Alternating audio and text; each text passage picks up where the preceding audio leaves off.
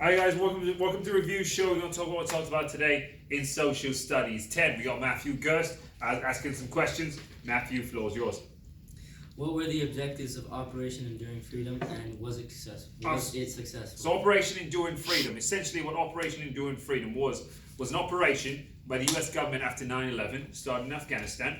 And what they were trying to do is they were trying to dismantle the Taliban, which was the government of Afghanistan, trying to stop Al-Qaeda and bring human rights to Afghanistan. And so it starts off in Afghanistan, but it goes to different parts of the world, such as Somalia and so on. And was it successful?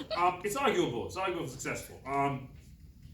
Afghanistan definitely has democracy now. However, we see the death of thousands and thousands of US soldiers, Afghan citizens, and so on. So you have to ask yourself, was it worth it in the long run?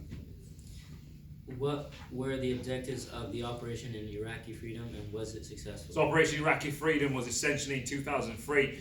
They went to Iraq to try to dismantle the government of Saddam Hussein, to stop the assistance given to terrorists, find weapons of mass destruction, and implement the Bush Doctrine. And we talked about the Bush Doctrine, which essentially is that preemptive strike, dismantle the axis of evil, democracy promotion, those neoconservative values. And was it successful? It's arguable. So Iraq is basically a failed state now, because they created this vacuum when they removed the government of Saddam Hussein, and it results in the death of thousands and thousands of soldiers, troops, and billions of dollars being spent on it.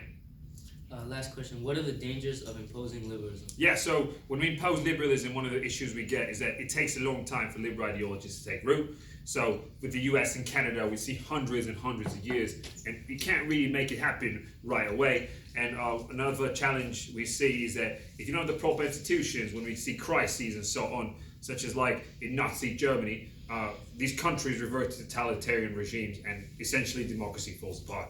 And so you got to be really careful that you allow democracy to take place organically and let it take time. All right, that's it. Thanks, Matthew. All right, I'll see you guys next week.